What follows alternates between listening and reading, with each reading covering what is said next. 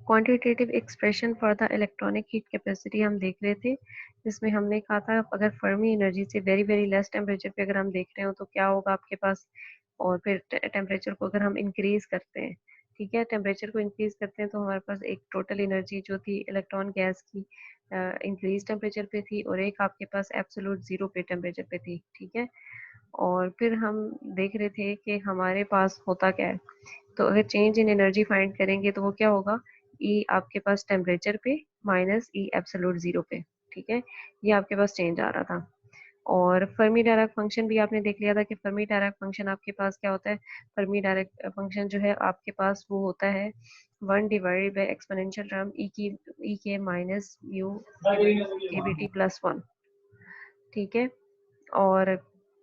फिर हमने देखा कि हमारे पास जो है डेंसिटी ऑफ स्टेट्स जो होता है वो D N by D E के होता है, डी एन इसमें जो है नंबर ऑफ इलेक्ट्रॉन्स की बात हो रही है, और ई के एनर्जी रेंज की, ठीक है। ई के आपके पास क्या है, टोटल नंबर ऑफ ऑर्बिटल्स है या energy per unit energy range है, या डेंसिटी ऑफ ऑर्बिटल्स है डी ई के,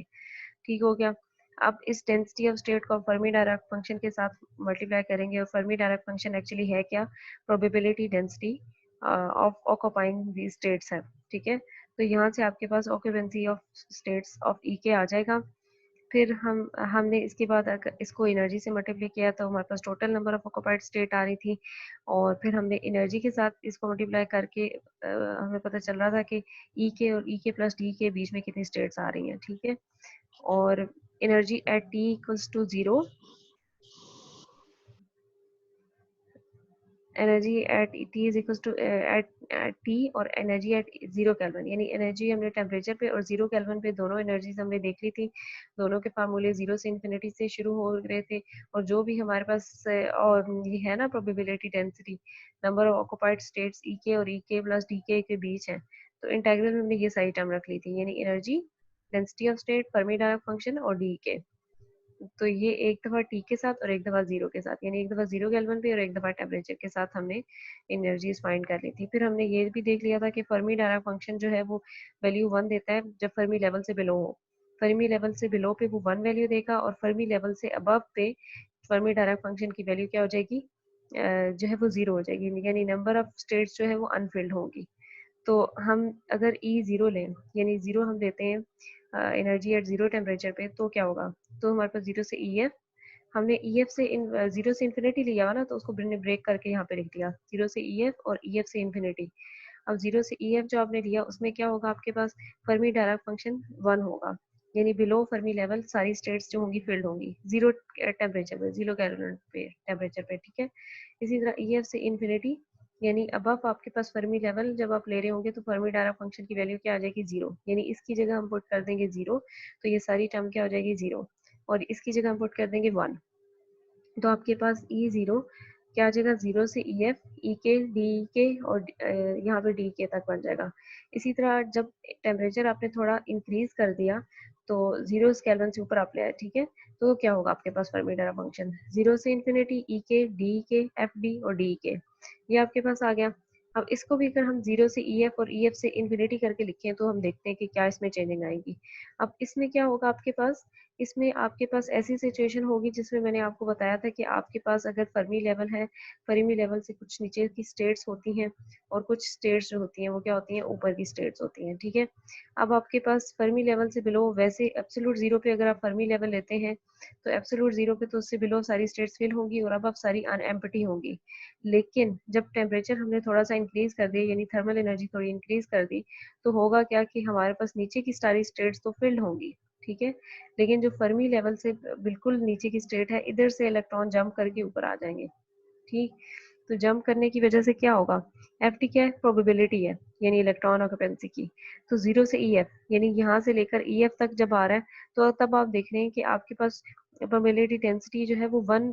एब्सोल्यूट 1 उसको नहीं कह सकते, एब्सोल्यूट 1 उसको क्यों नहीं कह सकते, क्योंकि देखिए वो ये वाली स्टेट्स भी हो सकती हैं जिसमें आपके पास इलेक्ट्रॉन्स जो है वो जंप करके ऊपर चले गए, ठीक है, तो इसको 1 टोटली इस तरह 1 नहीं कह सकते, मतलब इसकी प्रोबेबिलिटी 1 है, लेकिन कहीं हमें देखना पड़ेगा कि किस पोजीशन पे है, ठीक है। और इसी तरह आप फर्मी लेवल से इन्फिनिटी पे जाते हैं, जब ईएफ से ऊपर तक जाते हैं तो वैसे आपके पास अनफिल्ड स्टेट होती हैं और इसकी वजह से आप इसको डायरेक्टली जीरो कह देते होते हैं। लेकिन इस केस में हम इसको डायरेक्टली जीरो नहीं कह सकते, क्योंकि फर्मी लेवल टेम्परेचर के इंक्रीज करने की वजह से फर्मी लेवल से बिलो कुछ स्टेट्स थी जिनमें इलेक्ट्रॉन थे जो कि अभी जंप करके ऊपर आ गए। तो अभी ये आप अगर फाइंड करें प्रोबेबिलिटी, तो ये वाली स्टेट्स भी आ सकती हैं जिनमें इलेक्ट्रॉन फील्ड है, तो उसको डायरेक्टली हम यहाँ पे जीरो नहीं कर सकते। ठीक है, इसको ग्राफ से भी देख लेते हैं। ग्राफ से आपके पास ये है, ग्राफ से आपको नजर आ रहा है कि यहाँ पे आपके पास क्या हो रहा है, ये सारा जो है ना फील्ड है, यानी ये आपके पास some states are empty that are occupied before, या इस केस में बात करें, इस केस में यानी फर्मी लेवल से बिलो आपके पास ऑल स्टेट्स फील्ड थी, लेकिन अब क्या होगा, कुछ स्टेट्स जो है वो एम्प्टी हैं। यहाँ पे आपको नजर आ रहा है कुछ स्टेट्स जो है वो भी क्या है, एम्प्टी हैं बिलो फर्मी लेवल टेम्परेचर के इंक्रीज करने की वजह से। और इसी तरह अगर आप देखें फर्मी लेवल से अब EF टू इन्फिनिटी जा रहे हैं, तो कुछ स्टेट्स वहां पे फिल्ड हो गई जो कि एक्चुअली यहाँ पे क्या थी, पहले एम्प्टी थी। Some states are occupied that are above EF, और कुछ स्टेट यहाँ पे EF से अबव क्या हो गई, फिल्ड हो गई। ठीक हो गया। तो आपके पास एनर्जी की इक्वेशन क्या हो जाएगी, delta E is equal to E T minus E zero. ठीक है, अब आप देखें कि आपके पास, हमने ये तो लिख दिया कि ई टी माइनस ई जीरो। अब ई टी की जो है वो जीरो से ई एफ और ई एफ से इन्फिनिटी, यानी ई टी में जो आ रहा है वो आपके पास ये दोनों पार्ट आ रहे हैं। ठीक है, क्योंकि ये दोनों जीरो नहीं हुए थे। तो आप देखें बिल्कुल वैसे ही एनर्जी ई के, टी के, एफ डी और डी के, और सिमिलरली यहाँ पे भी ये सारी टर्म्स आ रही हैं, तो ये इंक्लूडेड है। और फिर माइनस का साइन आ रहा है हमारे पास, और फिर आपके पास जो ई जीरो था उसमें सिर्फ एक टर्म बच गई थी, बाकी दूसरी टर्म जीरो हो गई थी, क्योंकि probability of finding the electron above Fermi level वहां पे क्या था, जीरो था। सिर्फ एक टर्म बची थी जीरो से ई एफ तक,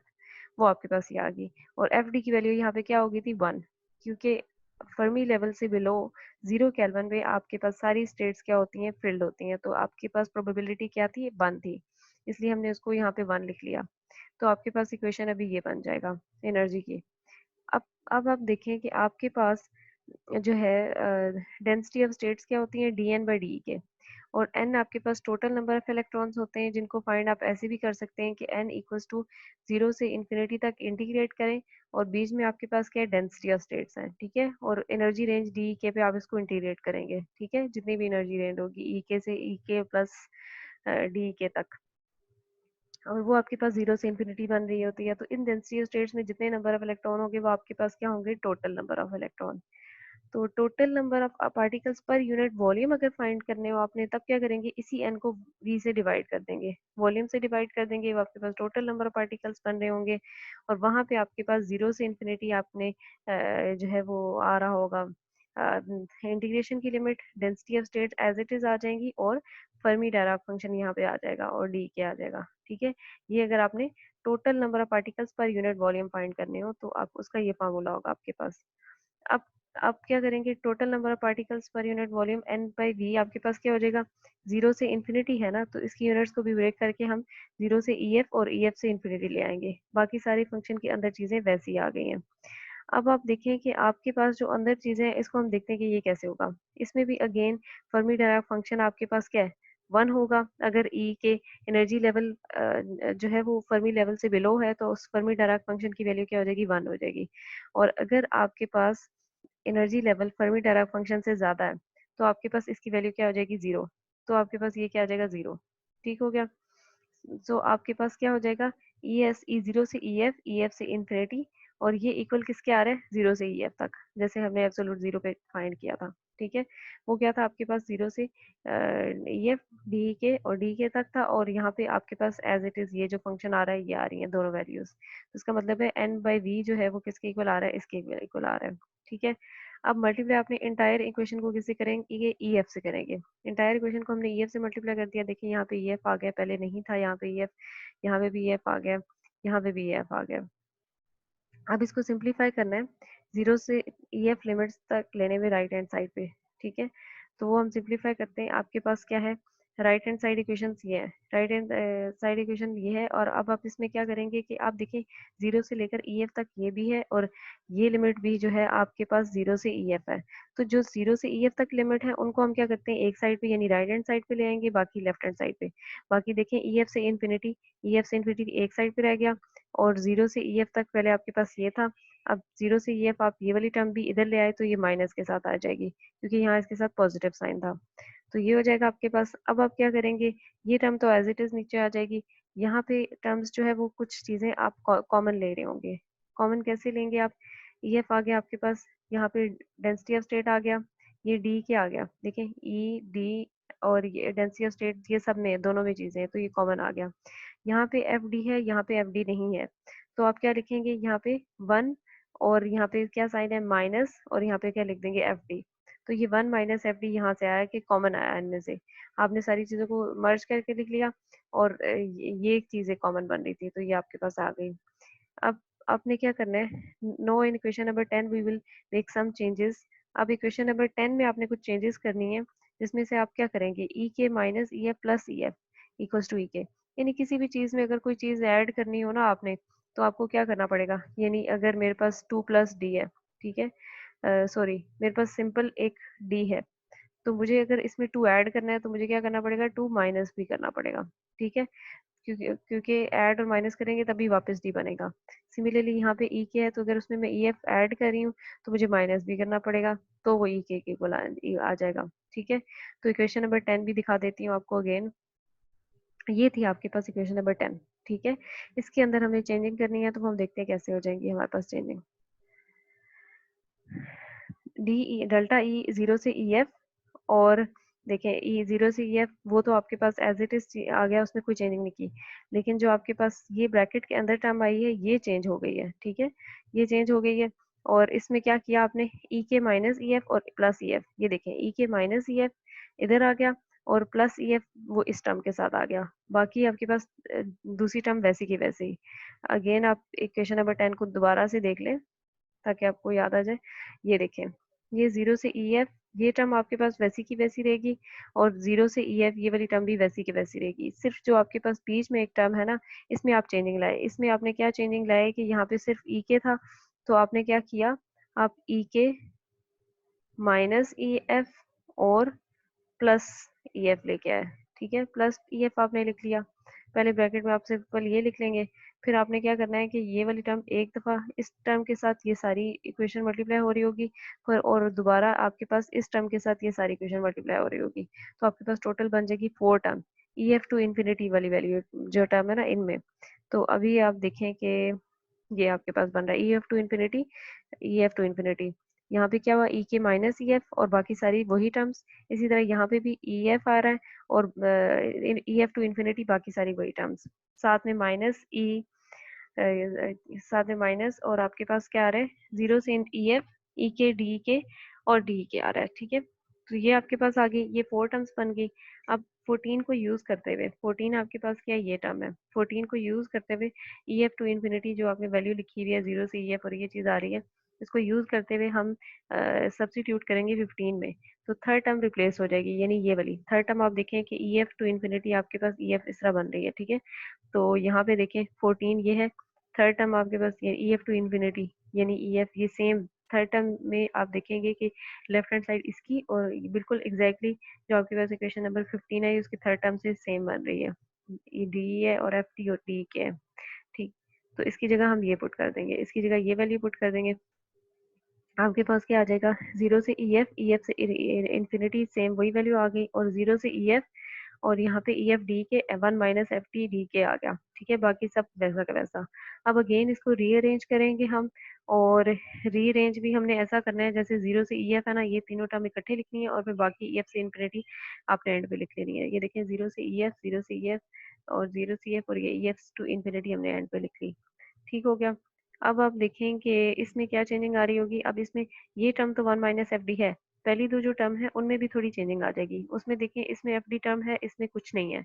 तो इसमें बाकी सारी टर्म्स जो है सेम है। अगर आप देखें आपके पास ये वाली टर्म और ये वाली टर्म सेम बन रही है,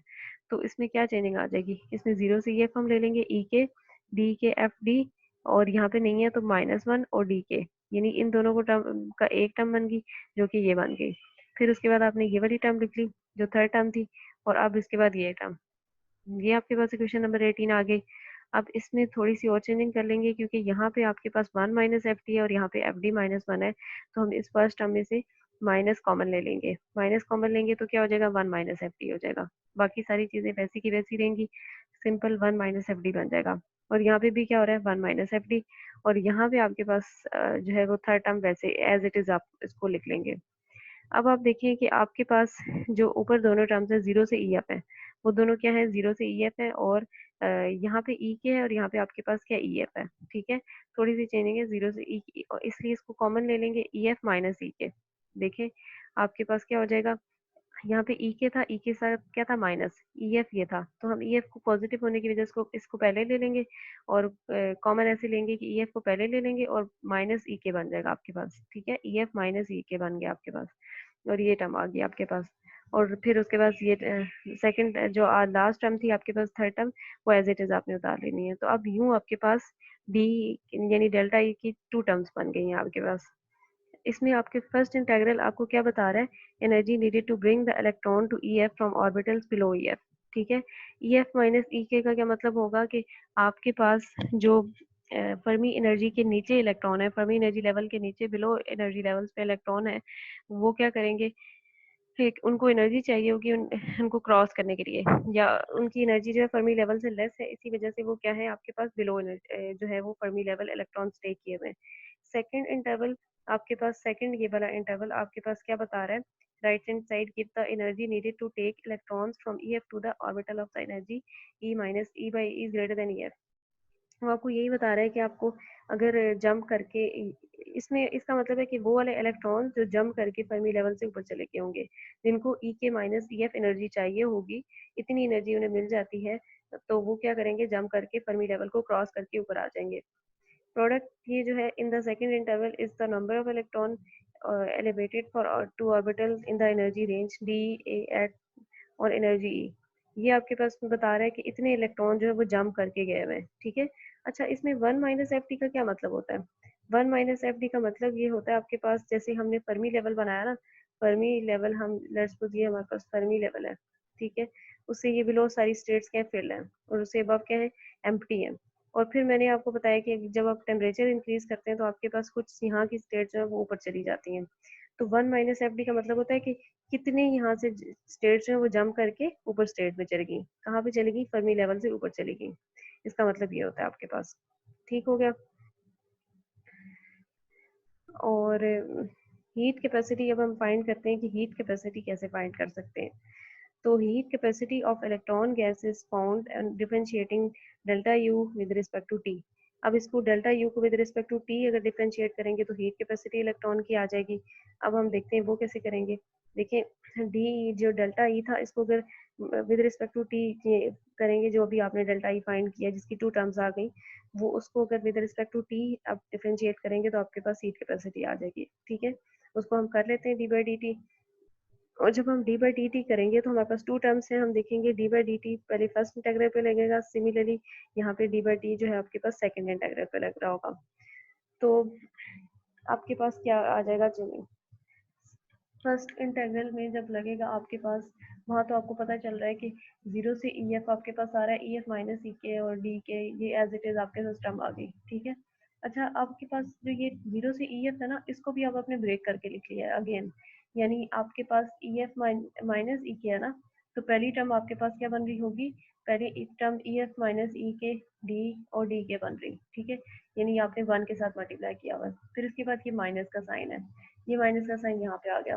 फिर डी बाई डी टी किया और एफ टी के साथ इस साइड टर्म को अगेन आपने लिखा। ठीक है, इसका डिफरेंशियल ले लिया, फिर प्लस आपके पास थर्ड टर्म जो है D by D T E F to infinity उसका आ जाएगा। ठीक है,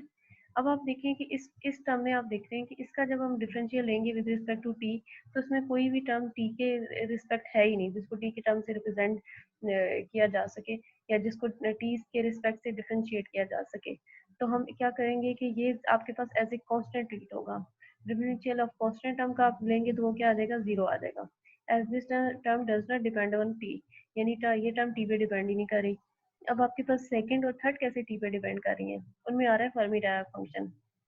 और आपको पता है कि फर्मी डायराक फंक्शन में जहाँ पे एक्सपोनेंशियल टर्म है वहाँ पे टेम्परेचर की टर्म आती है, दोनों केसेस में आ जाएगी फिर, इसीलिए ये दोनों जो टर्म्स हैं ये डिफरेंशिएट हो जाएंगी विद रिस्पेक्ट टू टी। तो वो कैसे होंगे इनको भी हम लिख लेते हैं। यहाँ पे नेगेटिव साइन आ जाएगा, फर्स्ट टर्म तो ऑलरेडी जीरो हो चुकी है, जीरो से ई एफ माइनस ई के डी, और यहाँ पे फर्मी डायराक फंक्शन है तो D F D by D T आ जाएगा, डी के प्लस आपके पास E F to infinity E F minus E K minus E F, और यहाँ पे जो आपके पास डी बाई डी टी है ये अंदर ले गए आप, तो ये D F D by D T आ जाएगा डी के। ठीक हो गया आप आपके पास। अब आपने क्या करना है कि इनको डिफ्रेंशिएट करना है। अब इसमें देखिए ई एफ माइनस ई के और यहाँ पे E K minus E F है, तो हम क्या करेंगे इन दोनों को एक जैसा बनाने के लिए, यहाँ पे ऑलरेडी एक तो नेगेटिव साइन है और दूसरा हम इसमें से कॉमन ले लेंगे एक नेगेटिव साइन, तो हमने कॉमन ले लिया नेगेटिव साइन, उससे क्या होगा ई के पहले आ जाएगा ई एफ बाद में आ जाएगा, ठीक है, बाकी सारी टर्म्स एज इट इज आ जाएंगी। अब ये नेगेटिव नेगेटिव आपस में ऐड हो जाएगा तो ये पॉजिटिव हो जाएगा और ये दो टर्म्स आपके पास ऐसे आ जाएंगी। अब इन दो टर्म्स में आप देखें कि जो है आप क्या चेंजिंग है इनमें, देखें एक जो है वो जीरो से इन्फिनिटी ई एफ तक जा रही है, एक की लिमिट है जीरो से ई एफ तक और यहाँ की इसकी है ई एफ से इन्फिनिटी तक, और फंक्शन बीच में आप देखेंगे सारी चीजें सेम है, ई के से ई के माइनस ई एफ, यहाँ पे भी के माइनस ई एफ, यहाँ पे डेंसिटी ऑफ स्टेट, यहाँ पे भी density of state, D F D by D T, यहाँ पे भी D F D by D T, और डी के यहाँ पे भी डी के, यानी अंदर सारी चीजें सेम है, सिर्फ लिमिट्स का फर्क है, तो वो कंबाइन करके हम लिख सकते हैं जीरो से ई एफ, और ई एफ से इन्फिनिटी के बजाय हम जीरो से इन्फिनिटी लिख लेंगे। जीरो से इन्फिनिटी हमने लिख लिया तो आपके पास ई K minus E F D के D F D by D T D E के बन जाएगा, ये आपके पास आ गया, ये हीट कैपेसिटी की फॉर्म बन गई। और यहाँ पे अगर आप देखें जो भी चीजें आपने लिखी हैं, के वेव वेक्टर होता है 2 पाई एक्स बाय एल, इसकी वैल्यू होती है, ई के माइनस ई एफ क्या है आपके पास, energy of the free electron with respect to the Fermi energy, यही बता रहा है ना आपको, ई एफ होता है फर्मी एनर्जी और ई के आपके पास किसी भी एनर्जी स्टेट का अबव फर्मी लेवल है, और वो आपको बता रहा है कि फर्मी लेवल से एनर्जी स्टेट क्या होगी। ई एफ फर्मी एनर्जी होगा, डी आपके पास density of state at any energy है, D F D by D T क्या है, this is the derivative of Fermi Dirac function with respect to the temperature and this gives the specific heat, यही actually हमें specific heat, यहाँ पे जो हमें specific heat actually मिल रही है, यहाँ पे एक्चुअली ट्रिगरिंग फैक्टर जो है वो सिर्फ यही है जो D F D by D T है। ठीक हो गया। डी ई के आपके पास contribute to C V of electron gas कर रहा है, और D E F density of states at Fermi level आपके पास आ रहा है। ठीक हो गया। जब हमारे पास टेम्परेचर बहुत कम होगा फर्मी लेवल से तो क्या होगा आपके पास, यानी फर्मी टेम्परेचर 10 की पावर 4 है और बहुत कम टेम्परेचर का मतलब है कि फर्मी लेवल से भी कम, लेट्स सपोज हम 10 की पावर 2 ले लेंगे, ठीक है, तो उनकी रेशियो कुछ ऐसी बन रही होगी हमारे पास T K B T F divided by K B T equals to T F by T बन रहा होगा। तो यहाँ पे ऐसे टेम्परेचर पे डेंसिटी ऑफ स्टेट्स यानी D E K contribute to the heat capacity of electron gas is equals to the density of Fermi energy. बहुत कम टेम्परेचर पे जितनी भी आपके पास डी की स्टेट है वो किसके इक्वल हो जाएंगी फर्मी, क्योंकि आप बहुत कम का मतलब यही है कि जैसे आपके पास जो है वो जीरो केल्विन की बात, हम टेम्परेचर इंक्रीज करते थे तभी हम देखते थे कि इलेक्ट्रॉन जम करके ऊपर जा रहे थे, ठीक है, तो हम कम टेम्परेचर की बात करें तब आपके पास फर्मी लेवल और एनर्जी स्टेट्स टोटल जो है वो आपके पास इक्वलेंट होंगी, वो ये हो जाएंगी फिल्ड स्टेट्स। तो आप यहाँ पे क्या चेंजिंग आ जाएगी आपके पास, यहाँ पे चेंजिंग आपके पास ये आ जाएगी कि डी के आपके पास जीरो से infinity E K minus E F D के D F T by D T D के जो है वो अप्रोक्सीमेटली किसके इक्वल हो जाएगा, यानी डेंसिटी ऑफ स्टेट्स जो हमने लिखा हुआ था डी ई के, ये किसके इक्वल हो जाएगा, डी एफ के इक्वल हो जाएगा। जीरो से इन्फिनिटी तक इंटीग्रेट ई के माइनस ई एफ से कर रहे होंगे D F D by D T by D के, ये तो एज इट इज रहेगा। फिर आप देखें कि आपके पास ये फॉर्म आ गई। ठीक हो गया। अब फर्मी डायराक फंक्शन आपके पास क्या होता है, फर्मी डायराक फंक्शन होता है 1 divided by 1 plus exponential term E K minus mu divided by K B T होता है, ये फर्मी डायराक फंक्शन है आपके पास। और अगर हमने इसको सॉल्व करना है तो हम कुछ सब्सटीट्यूशन कोर्स करेंगे, जैसे हम लेट करेंगे जो आपके पास यहाँ पे के बी टी टर्म है ये किसके इक्वल है, जीटा के इक्वल है, और अगर जीटा को with respect to temperature differentiate करें तो क्या हो जाएगा, K B D T by D T, यानी के बी आपके पास बन जाएगा D zeta by D T आ जाएगा, यहाँ से डी जीटा किसके इक्वल हो जाएगा, के बी डी टी के इक्वल आ जाएगा, और D zeta by K B आपके पास डी टी के इक्वल आ जाएगा। ठीक हो गया। अब यहाँ पे डी एक्चुअली आपके पास टर्म थी क्या,